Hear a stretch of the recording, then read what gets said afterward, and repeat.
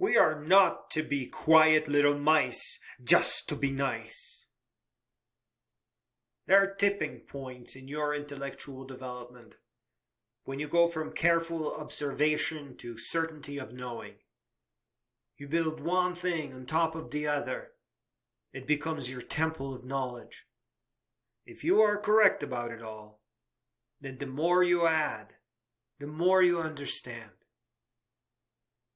To learn for real, we need fascination. And we need freedom to move between curiosities. And there are no divisions of subjects here. We may learn numbers from calculating how many potential exoplanets our radio signals reached. Or we may trade mathematical notation for computer programming languages where we can bring numbers to life. Then quickly leap to astrophotography and learn about biology from books written by astrobiologists. Enlightenment is not just about what we target precisely, but also what we learn along the way. Enlightenment is life. It is going round and higher through all these tiny twisty passages of curiosity and fascination to discover more and more light. There is no need to divide enlightenment from wisdom and knowledge. But we must make a strong division between real education that brings results and fake education that makes you unhappy, exhausted, and stressed out.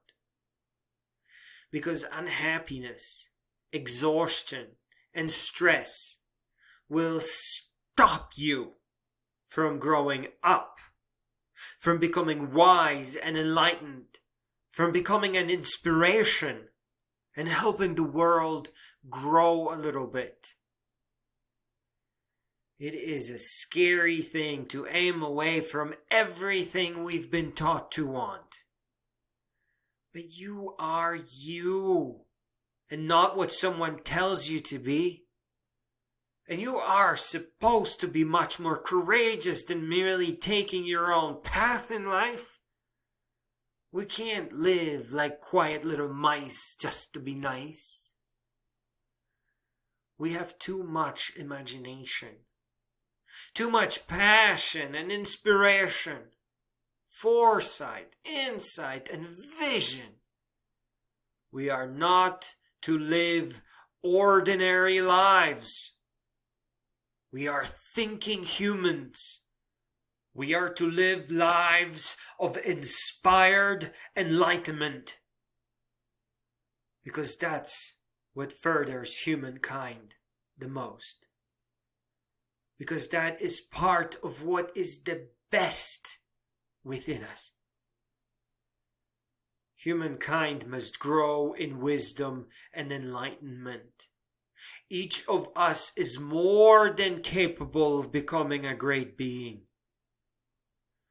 When we grow, the world grows with us. Let us make this world a better place for us all. Conundrum of the human condition. The only thing keeping us back is lack of wisdom. This is occurring because the world places no emphasis on becoming wise.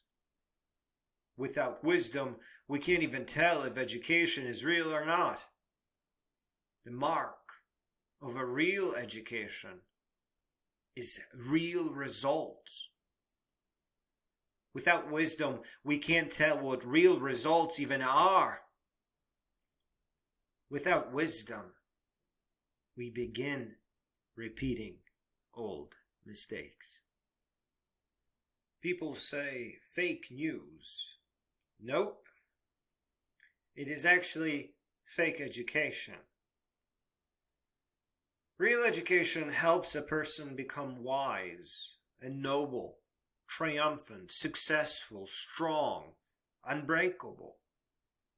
In the real world, no one ever celebrates graduation. Because real education is about dignified, realistic success.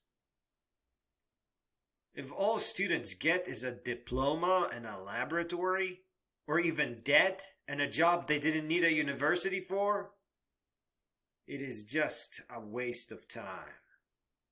And our time is priceless. The central component of real education is joy and satisfaction and a sense of progression and the undoing of the threat of poverty. But without wisdom, it is hard to define poverty or satisfaction or even what joy is supposed to mean in context of education. Without wisdom, we are easily tricked that memorization has something to do with education. And we are easily tricked that confusion is just us not being good enough. Memorization is a cheap trick used by worthless teachers to pretend that they are doing something. And by memorizing, you make them appear legitimate. You make them produce grades and appear as teachers. And that confusion is there because their lectures make no sense. The textbooks probably don't make much sense either. There is no conspiracy. It is just people trying to fake it until they make it. Many do have lessons they could teach you. And just as many will keep them to themselves. Just to appear smarter someday. Or just out of spite. Why should I tell them if it's not in the textbook? Lack of wisdom will keep a teacher childlike. Keep them thinking, this is just a job. It is us versus them. And that usual, I hate them or I hate my job. There are good teachers out there, but for all their goodness, they know deep down in their hearts that it is easier for you to learn on your own adventures than for them to try to help you understand what they know. Learning is very intimate, and teaching what one knows is taking that intimacy and trying to reshape it for strangers. Almost by definition, this takes away all the passion, all the value of the lesson. Good teacher may just be an oxymoron. It is your life. It must be your own path of discovery and self-betterment. No one can help you through this. Learning languages is something we do naturally, not by memorizing, but by becoming submerged in the language, by actually needing it for survival. If you want to learn French, head for the colonies. Inhale the language. Don't just memorize it. Learning mathematics is similar. You don't do it by memorization. In real mathematics, same symbols mean different things based on context and author and time period. To learn math, you start in the beginning and slowly trace its development across empires and centuries. Whatever it is, you have to love it. Can you imagine loving every mathematician? Because that is what it takes to learn math for real, or physics, or chemistry, or biology, or astrophysics. Now, imagine trying to teach a stranger what you have learned with your heart, but without the love that you have personally felt for it. oxymoron. Being good at biology, dancing, medicine, trail running, math, electronics, art, computers, music still means a little. We get good at things we like. It is not a big deal. It's just something we do. Being wise is a big deal. Being able to authentically and nobly navigate life in a dignified fashion, that is a pretty big deal. With wisdom, we can figure out how the world works. The world is not a mechanical machine, nor will it ever become a political one. It is a conundrum of human conditions. All else must yield. It must. It must, until you are touching the fabric of the future with your very own fingertips. Listen. Until you feel like a hero participating. Until it is your voice and your soul and heart and your works and your strength that make him rise with certainty of knowing that you are correct. Tired old man who has seen everything and heard every lie. He's been a district judge for more than he can remember, but he has heard every word you said. And the moment you mentioned that it is Human Rights Day, he groaned,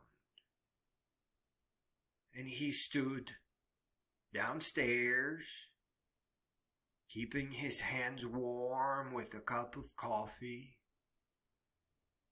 And he stood there much longer than you could, and it marked the end of his career. But he never forgot your words, because your words were filled with wisdom. Because you searched for it. Because you fought for it. Because you were courageous. And it all became crystal clear in your mind. And more than moving a single judge, you will grow to move a generation. Grow to renew the search for meaning. The love of wisdom. You moved mountains. You gave speeches long past your retirement. As the cities of the future grew, and as you grew, and the life of wisdom made it so that your name and the symbol it stood for earned permanence in human history. Wisdom is your right. It is your first fight. It is your greatest might. Rise, my friend. Rise to no end. The world needs you to set the trend. The world united in peace under the symbol of the white dove. All nations try very hard to divide, outline their treasures and their national pride. But reality is such that this does not matter much. One can complain about this nation or that nation, but that does not change the situation. We are one family under the sun, Eventually, education, foresight, wisdom, and world peace will bring us all together, and the complaints will cease. Until then, we must each remember that borders are useless. They only divide and create a huge mess. A border does not mark its people to be of any particular kind. It only keeps different kinds of colorful groups apart. It is not correct to be unhappy about a nation. Let us be unhappy about lack of safety, books, and education. Let us come together to stand against lack of good schools and wisdom. Let us but complain about the divisions and lack of peace and calm. If there were no borders, there would be more friendship and love. All nations united in peace under the symbol of the white dove. We are not different from one another. A sister or brother from a different mother. In the world of the future, we won't be divided at all. People will forget why we needed a wall. The sword can't even compare to your pen. You are not alone, and all you do matters. As you rise, you create a way for others to follow.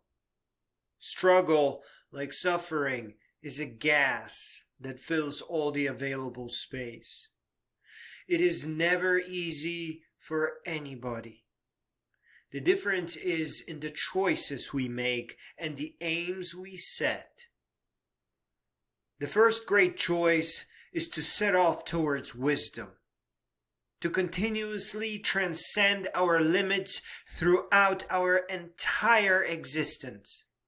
One of the finest choices we can make is to live above the common levels of life. There are no guarantees.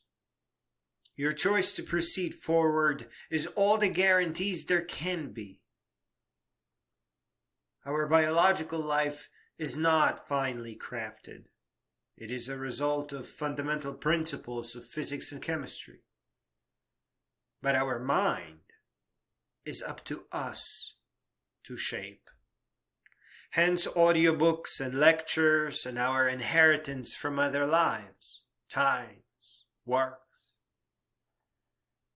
You need not hurry, but you do need to slow down so that you may read and write.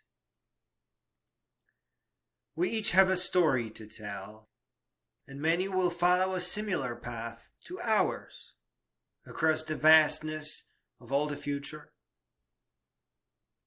They could use some advice, a few fine words about rising, about what it is like to see the sun for the first time.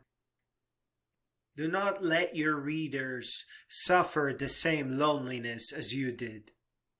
Let them learn from you. And the way you write is one thought at a time. So as long as you write about your unlimited travels, you never run out of the story to tell. And every once in a while, a poem will leap ahead of you.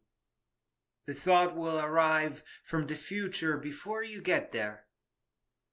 You are connected to your future self.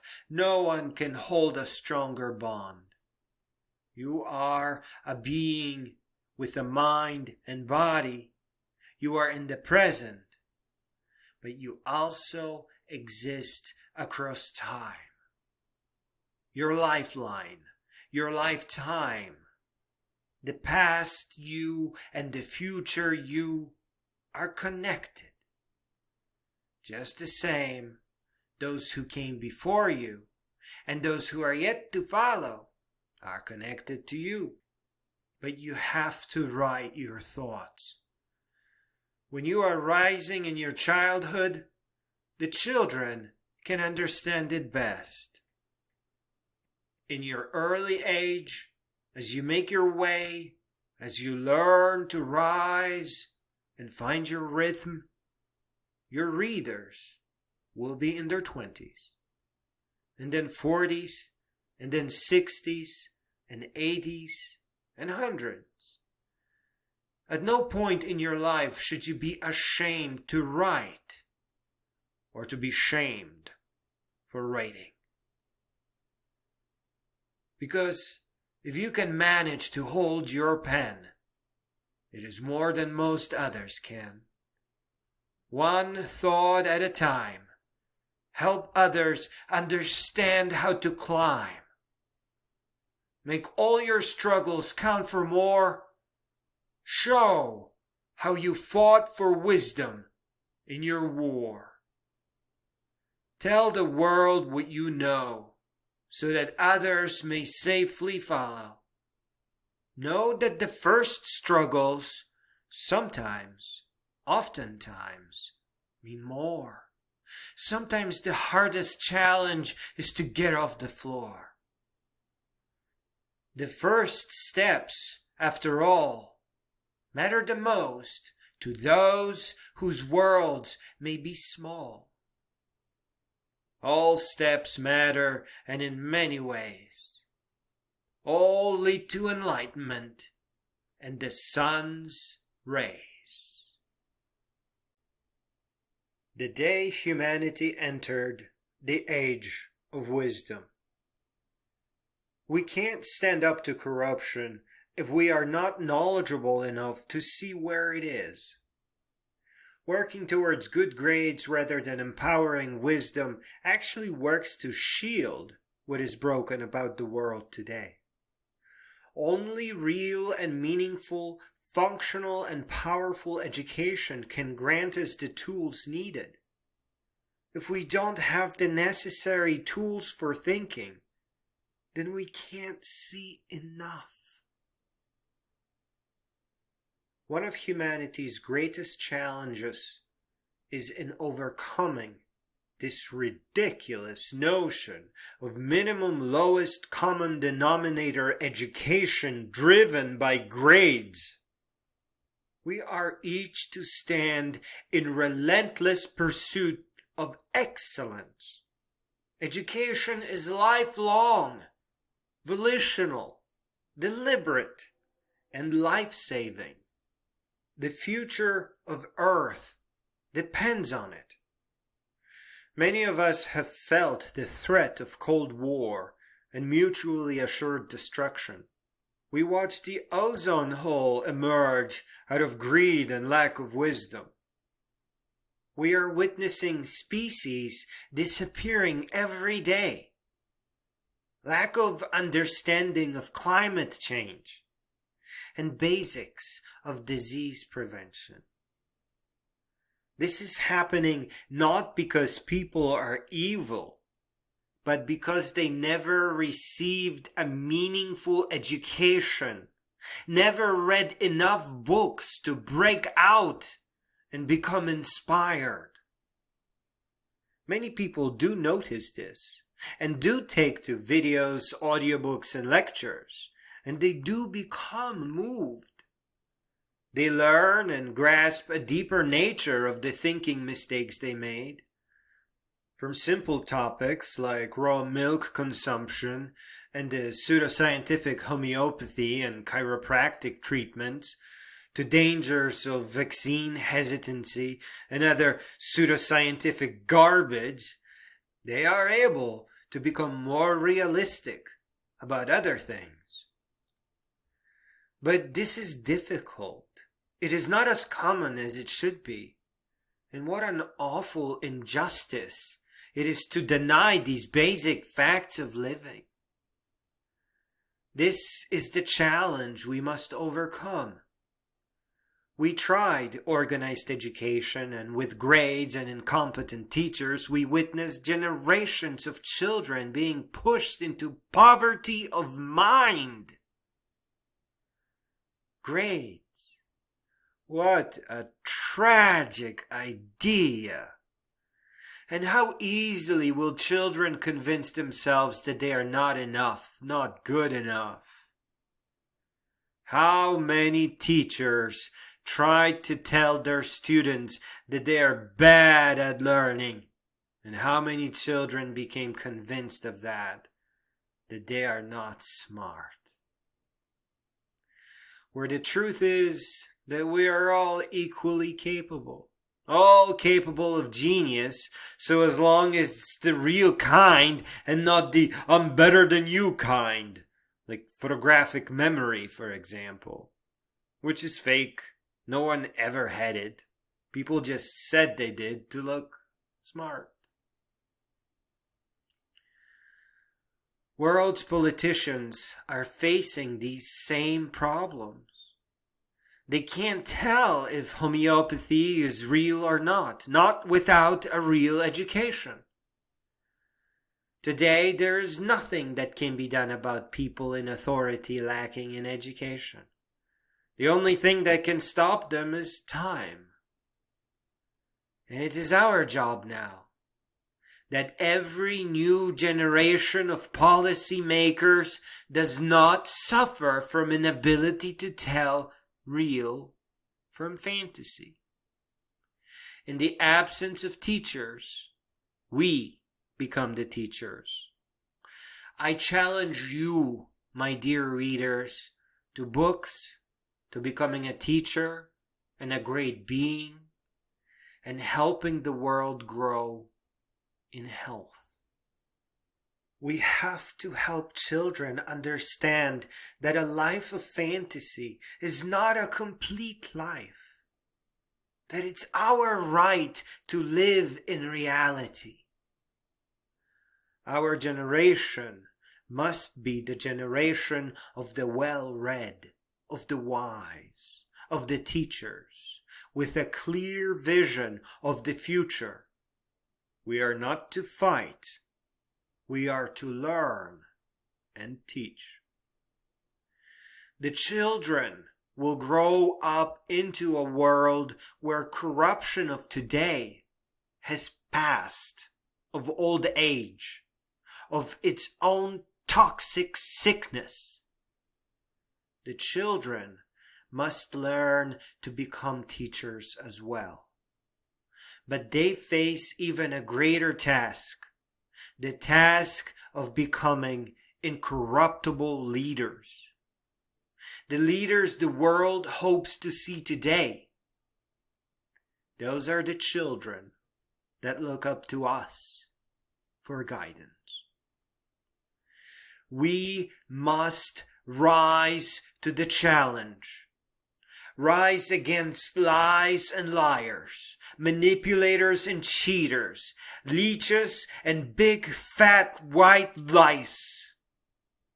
We must rise against poverty, against fake education, and the grades that convince children that they are not enough. We must rise against every ongoing mistake, every invisible wall, and stand our ground, knowing that our world is the world of reality. That this is the only world worthy of us. With all our might, we are not to fight. We are to live our lives and finally reach happiness. But on our way there, we are to learn, become wise, become teachers, and aim to become great beings. Not only for our own dignity and to honor those we love, but also for all the future yet to come.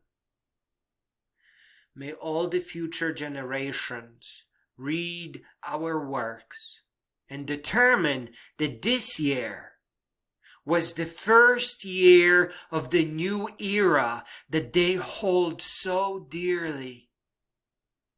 That this year was the year that future thinkers marked as the day humanity entered into the age of wisdom. We are an important link between past and future generations. The present belongs to the current generation. Therefore, the current generations can be said to be the most important.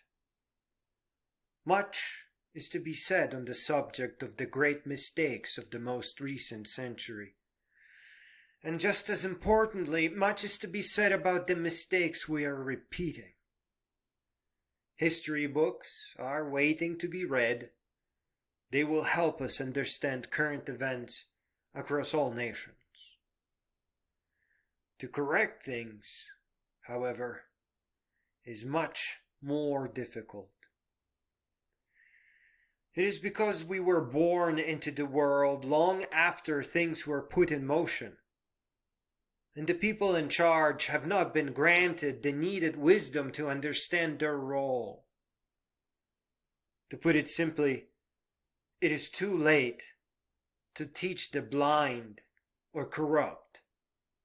Individuals who take part in harming the world or preventing it from growing are far too invested, too long gone to be helped.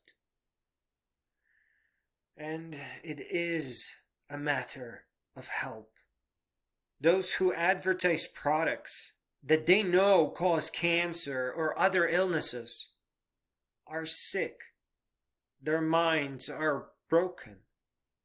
They all once had an opportunity to become heroes, but they didn't know it. I think we can all assume that in most situations, a human being will choose goodness over evil, unless they lack the wisdom to tell the difference between the two. The solution to all our problems is to first understand that we are born too late into all this. The momentum of climate change and business as usual, mass incarceration and poverty was too high to be stopped by a single generation. But it is hardly a challenge for a wiser world, a world that helps children to wisdom so that they can become great beings come their middle age. We can't say the word poverty and make it sound like it's a cruel world. We have to make it clear that it is a broken world looking for new heroes, new intellectuals, and new leaders. We can't say the word prison and make it sound like that's where bad people go. We have to show our pain and speak about how no human belongs in a cage, how they needed a fair start, and how prisons can only make bad people worse. We can't talk about climate change as something that has no real solution in sight. But rather, we have to say that adults today are not educated well enough. Their minds are not great enough to comprehend the scale of the problem. The world, in its complexity, made it so that all these heartbreaking problems double as a challenge, an opportunity not just to grow in wisdom to fix these problems, but to grow in greatness as well. The mistakes of today, when presented as such, become an opportunity to help a generation grow far beyond what we perceived as our own limits. Whenever there is a problem that is too great for a generation, know for certain that multiple consecutive generations will fix it in their hard-earned wisdom. My friends, This is yet another reason to take to books and audiobooks, to study best we can, so that we may teach. We may be just a chain link in a world with many problems, but even a single chain link keeps it all connected. Slow down. I know you are working hard. Slow down to a speed that lets you read books. Read, learn, and rise to the challenge of inspiring generations to their greatness and their destiny as teachers. The momentum of mistakes of today will lose force in proportion to our ability to inspire the younger generation to greatness. Our ability to show them just how important they are to the past, the present, the future, how it is all inseparable together. Planet of Tomorrow, or I want to become a great being. A world torn apart by borders is a broken world full of dark secrets. The world can't progress forward if we are not learning. Observations are very important, but they are not at a large enough scale. We need a steady stream from multiple reinforcing sources. Audiobooks and lectures are exactly that kind of stream of information. They are integrated works of art, tightly compressed, well arranged and thought out. If you are lucky, it will be read by the author. The chapters will flow together with feeling, pride, and joy.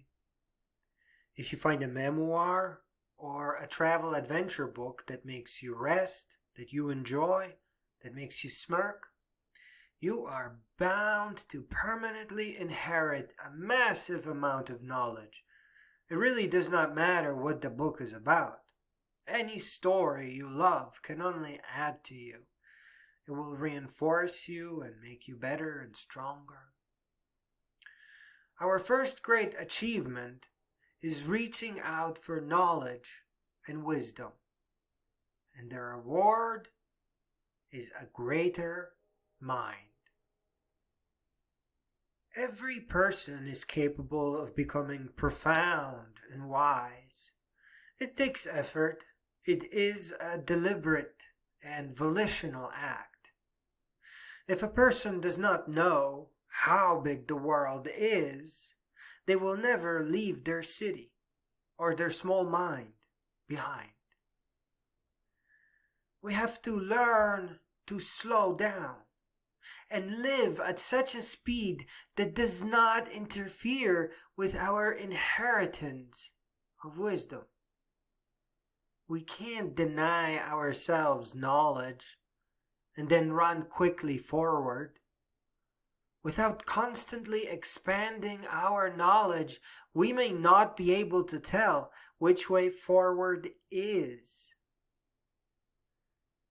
Inheriting from lives and wisdom of other people is an enormously great superpower. And accepting responsibility for self-education is easily one of the greatest things we'll ever do. Finally, the answer to that stupid question that people ask us when we are little, "What do you want to be when you grow up?" must not conjure up a picture of some career path. There is only one correct answer, and it should be the same for all of us. I want to become a wise being. Only in our wisdom can the world grow. and especially in the wisdom of the youngest generation. The children of today will run the entire planet of tomorrow. A little nap. I took a little nap, as I had to finish a website and an app. I woke up feeling sweet and mighty and very strong, even though I really didn't sleep for very long. Now I have to get ready to go back to real sleep, and I hope I don't end up having to count sheep. I've been learning programming and design all on my own. My software is really good now. I have progressed and grown. There are no shortcuts to becoming really good. There's no school that can teach us as they should. Taking matters in your own hands is the best way. The difference is like night and day. For decades, I've been telling people our minds are really, really, really delicate and extremely intricate. Wherever possible, we have to take to the books, go on tiny adventures, and explore all the crannies and nooks. To start learning well, find something pretty. Real education is like exploring a new city. You don't start by memorizing a map. You just go from one place to another until you need to take a nap. The teacher has no idea who you are or what you know. If you listen to them, you'll never grow. Organized education is like a trap. Learn on your own, and don't forget to take a nap. 1,000,000 times more. When you were a baby, you could see the world well enough. But what made a difference was watching it for a while. By observing the world, we made sense of it. We noticed how things connect and learned to participate. But we are also very good at becoming better. And we won't notice a misobservation. Overwork is one such thing. It makes everyone proud and happy, and it makes sense to try to make them even happier. But that is a mistake. Because your life, your living, and your search for meaning is far more important. We have to continue observing the world. We can't just keep going forward based on observations we made as children. We have to notice that poverty is a stupid problem. It should not be a part of modern society. No one should be homeless. No one should ever be hungry. And no one should suffer from a sustained threat of poverty. It will only ever get fixed if you stop overworking and start growing all the way up until you become a great being. And we have to look at life from the point of view of the universe. It is the greatest thing. There cannot be greater. The cosmos gave birth. We have emerged out of chaotic atoms and their configurations. It is not just a disgrace to surrender our minds, but also some kind of cosmic crime. A mind must grow to no end, and nothing is allowed to stop it or hurt it.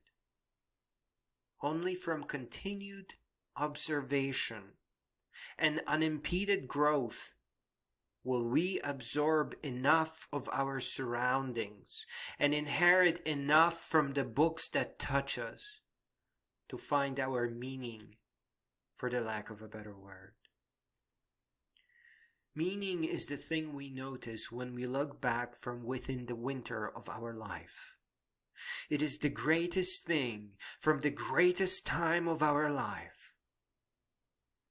Overwork, fatigue, confusion, being too tired to learn or read, being too scared or too worried, or focusing on things that are just unimportant in the end, will interfere with our growing up and our search. Please be careful, my friends. Be especially mindful of uttering these words. Oh, I can't do that anymore. I have a job now. Becoming a professional is useful, though not required. Nurse, mechanic, programmer, business founder, it is all very interesting, captivating, but it is not that big of a deal. Your elder self may see that as very little. My dear friends, having a career and some savings is the least we can do in life. We are all capable of doing 1,000,000 times more. And it does not mean that our greatest achievements will take a long time. No. Sometimes it only takes 5 or 10 years, maybe even less, maybe 2. But it will be that defining creation that will make all our previous works 1,000,000 times smaller. Socrates, Newton, Nietzsche, Rand, Dawkins, Sam Harris, Craig Venter, to name a few, are not superhuman. They are not geniuses. They just didn't let overwork interfere with the growth of their mind. They didn't become the best employee or the best student. They observed the world, the universe, the earth, the life, the human, and made their GPA or promotion 1,000,000 times less important, in favor of the chain of things that really moved them in their deepest integrity. What is your elder self trying to say to you? Is she saying, work more, get more savings, put yourselves in harm's way for that promotion? Or is she saying, pay attention to the minds around you, read more, so that you may inherit the wisdom from the lives of other people? My friends, make time, fight for time. Make serenity, clear your mind, so that you may get to that book and the next one after that. Do not merely busy yourselves with what everyone else is doing. You are not a river. You are not to flow into the sea. You are a universe of journeys and adventures, wisdoms, curiosities and passions, a unique constellation of ever-birthing stars, and no one will ever be like you. Do not go quietly into that night. Do not make our universe darker. Live as bright as the sun. Live as wise as the greatest of minds when seen from 1,000 years in the future. May you change the world. Athletic endurance. Endurance, like speaking, memorizing poems, and learning languages, or recalling details on the walls of our childhood home, streets of our city, is a talent we are all born with. Like memorizing a poem or learning a language, it is a slow process. We adapt gradually, and gradually we must increase the difficulty of our workout. Dancing or jogging with dumbbells is a nice example. We can extend the duration of our workout or the distance of our run, increase the beat of the music, or our pace, and of course, slowly increase the weight of the dumbbell. This requires a long time, a daily routine. The gentler it is, the more frequently it can be done though. Running a 10K every morning is probably too tiring. The body will grow weaker rather than adapt to handle more, certainly at first. Running a dumbbell 10K every other day seems to work out well. And the door to increasing distance is open. This is a good example of increasing frequency being a bad idea, but being able to run longer with heavier dumbbells being well within reach. Without gradually sneaking in more difficulty, the workout won't progress as well as it could, but it will still progress.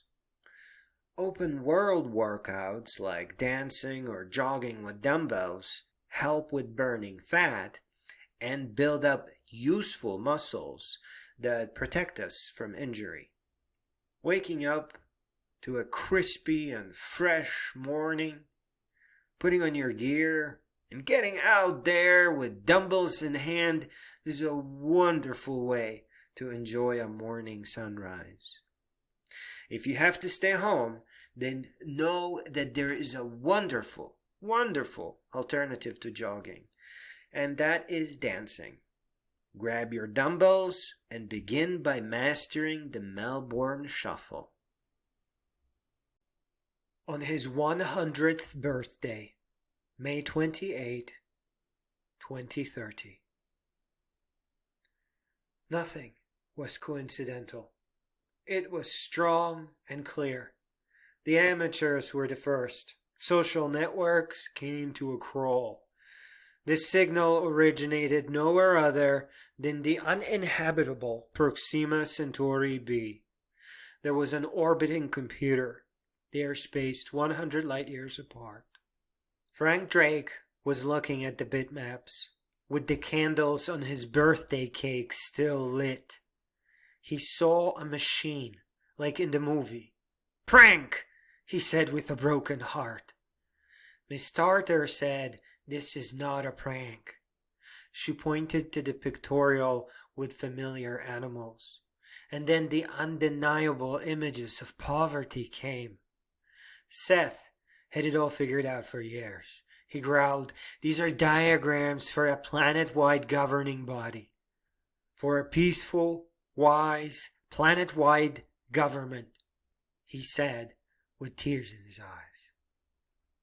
He continued, "No poverty, no war, no weapons manufacturing, no weapons stockpiles, no prisons, no punishment, only hospitals and therapy, no hurting or eating other species, a planet united under a single government, no representatives, no presidents, no political personalities. Humanity comes together to vote on good ideas, one idea at a time.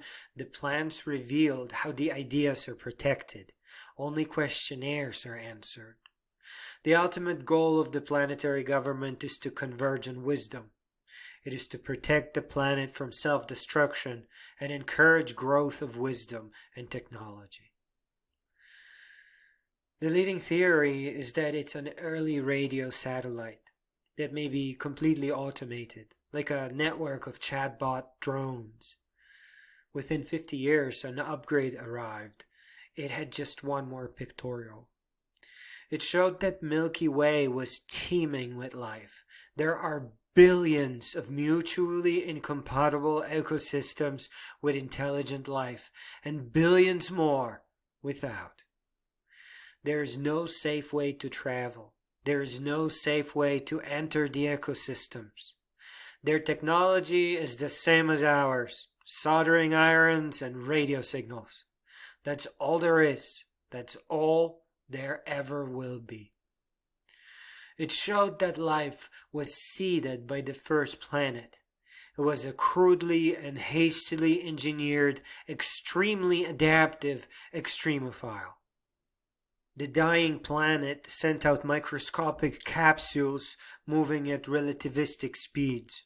The estimates are 75 quintillion tons of capsules were sent. The time dilation made the universe age faster, or relatively speaking, slowed the decay of the extremophiles. Life is everywhere. It is as old as the universe, everywhere and every when. The old probe was sent our way and intercepted in the Earth orbit.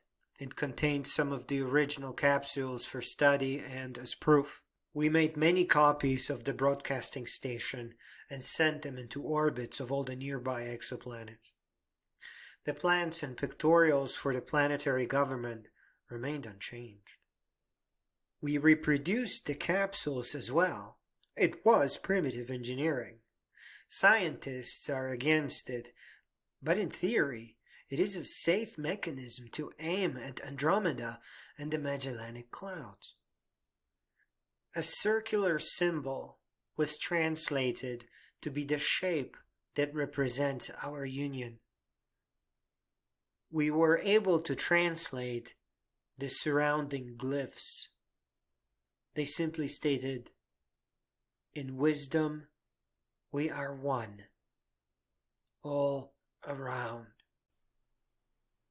On a wintry, starlit night, 17,000 years ago, a legendary creature from the winter, 17,000 years ago, still speaks of might at the cave of Lascaux. It was not a hunt, but a magical sight. It was a noble megalosaurus on a wintry starlit night. A family and a traveler had to go out and see. Some said the Titan was big as a tree. Others imagined him as big as the Baltic Sea. And the story never gets old.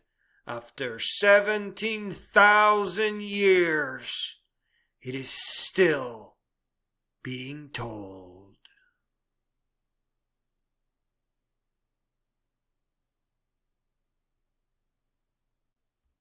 On listening to audiobooks.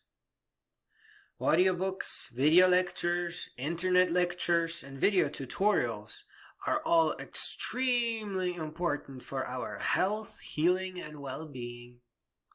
One interesting way to start is travel and adventure books. All the top-rated books by Bill Bryson are fun and frequently funny.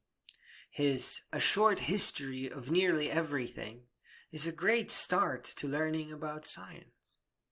I recommend his little Notes from a Big Country.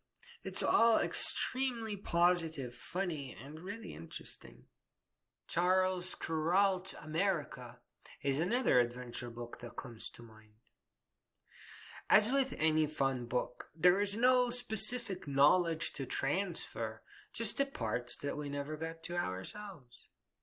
Beautiful moments and experiences that somehow make us better. Observations that help our imagination and dreams. A Short History of Nearly Everything, along with 10 or so other top science popularizer books, will absolutely expand our view of the universe and contribute to positive changes in our life. There are also books about jogging, like Born to Run or Ultramarathon Man, which teach us about endurance and everyday athletes. Audiobooks and video lectures are a fantastic source of wisdom and adventure. Grow and help others grow. Do not let unfairness crush or burden you. Rise up against it and speak out. Do not let anyone or anything make you feel tired. Tiredness will cloud your judgment until it is too late. Do not let anything stand between you and sunshine, the morning dew, the sleepy meadow, the red sunsets, Do not let heartless cowards sell you on a cheap victory. A true warrior begins with wisdom and grows inside out. Learn to recognize the influence of isolation, fatigue, fear, and let it fade, as it is not part of your personality. Let go of past mistakes. Learn to recognize that the younger you was doing the best they thought they could, but with less wisdom, less knowledge, less awareness, and less experience. Growing up creates a great wall between the mistakes you might have made in your youth and the much wiser person you are today. Dear reader, if you, as you are today, would not do the same as the younger you, then you need to stop blaming yourself. It is not your fault anymore. Do whatever else you must do to grow strong. And turn your attention to the world and to the future. The future generations need help with their thoughts, with their concept of the world, with the interpretation of their intellectual inheritance, history, books, stories, poems. Help them avoid or overcome. Help them see the world better. Use your hard-earned wisdom to add to the world. The children need your help, your wisdom, your knowledge, your experiences, so that they can learn faster, avoid mistakes, see more, envision new heights. Do not let children start at the same height you started. Do not push them to repeat the same path you already traveled.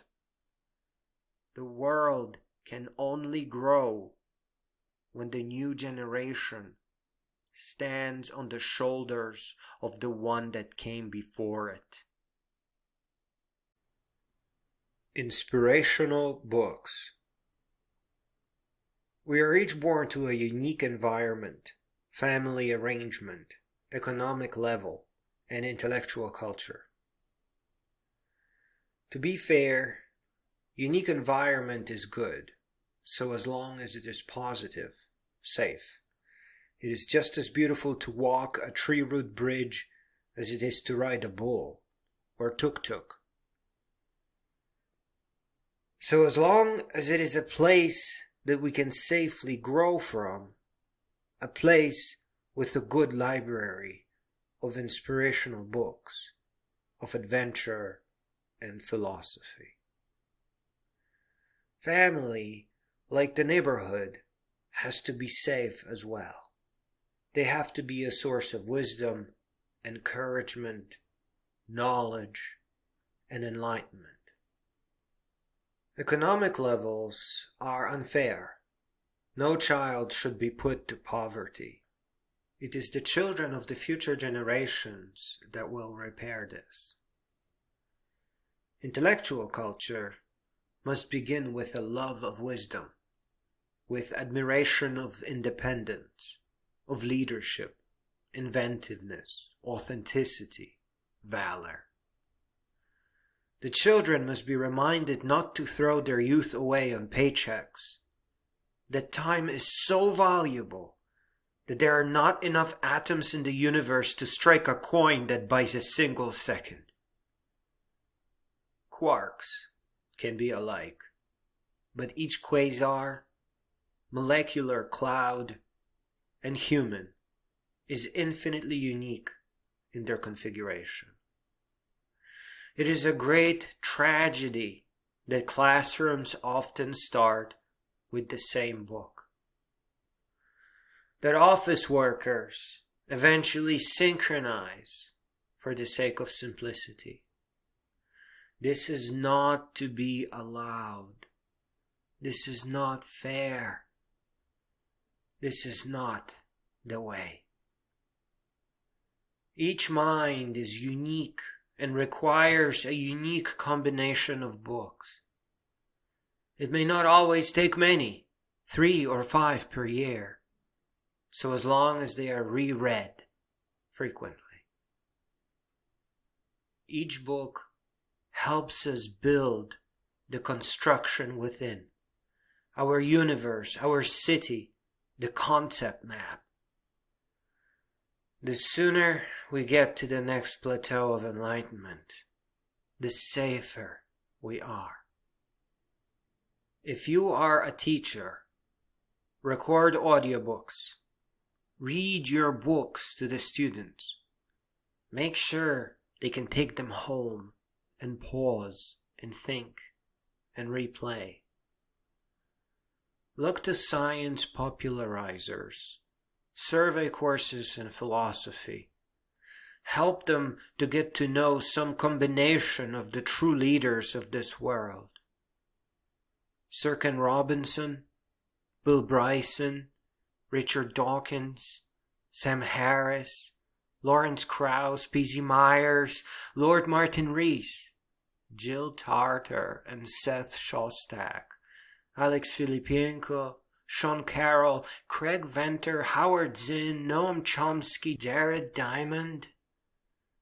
The world belongs to the future generations. At first, they will need all the help they can get. And then, they'll take it from there.